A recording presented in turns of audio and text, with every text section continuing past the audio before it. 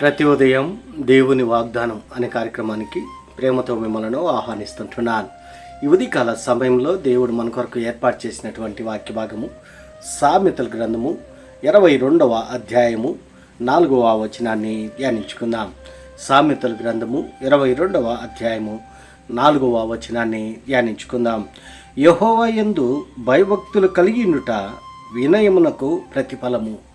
క్రీస్తునందు ప్రియమైన దేవుని బిడ్డలారా, ఈ ఉదయకాల సమయంలో పరిశుద్ధాత్మ దేవుడు మనకిస్తున్నటువంటి వాగ్దానము యెహోవా యందు భయభక్తులు కలిగి ఉండుట వినయమునకు ప్రతిఫలము. ఈ యొక్క వాగ్దానాన్ని దేవుడు మనకును మన కుటుంబాలకును ఆశీర్వాదకరముగాను దీవెనకరముగాను మార్చినగాక.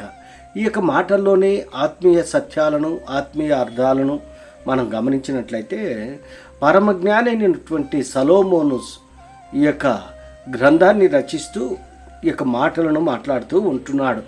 గొప్ప ఐశ్వర్యము కంటే మంచి పేరును వెండి బంగారముల కంటే దయను కోరదగినవి. అనగా మరి మంచి పేరు, గొప్ప ఐశ్వర్యం కంటే మంచి పేరు మేలు అని మొదటి వచనంలోనే సంబోధిస్తూ ఉంటున్నాడు. తదనంతరము మరి యెహోవా యందు భయభక్తులు కలిగి ఉండుట, దేవుని యందు భయభక్తులు కలిగి ఉండుట జ్ఞానమునకు మూలము అని దేవుని యొక్క వాక్యంలో మనం చూస్తుంటున్నాము.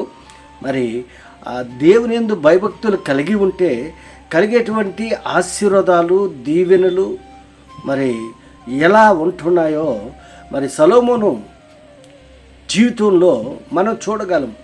ఏ రీతిగా అయితే దేవుడు సొలొమోనును ఆశీర్వదించాడో, దేవుని యందు భయభక్తులు కలిగి ఆయన త్రోవల యందు నడుచు వారందరూ ధన్యులు అని దేవుని యొక్క వాక్యంలో మనం చూస్తుంటున్నాం. అవును ప్రియులారా, ఆయన యందు భయభక్తులు కలిగి ఉంటే మనము ఆశీర్వదింపబడతాం. దేవుని యందు భయభక్తులు కలిగి ఉంటే మనము దీవింపబడతాం.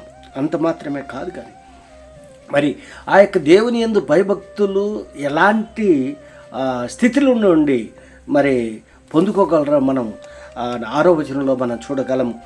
బాలుడు నడవలసిన త్రోవను వాడికి నేర్పుము, వాడు పెద్దవాడైనను దాని నుండి తొలగిపోడు.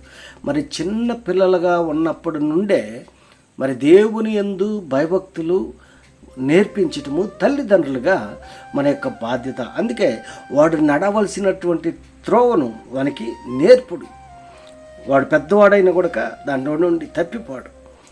క్రీస్తునందు ప్రియమైన దేవుని బిడ్డలారా, దేవుని యందు భయభక్తులు కలిగి జీవించటము నివసించటము ఎంతో మరి అవసరం.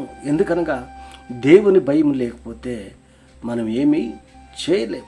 దేవుని భయం ఉంటే, మరి దేవుడు మనతో ఉంటే, దేవుని యొక్క సన్నిధి మనతో ఉంటే మనము మరి ఆశీర్వదింపబడతాము, దీవింపబడతాము.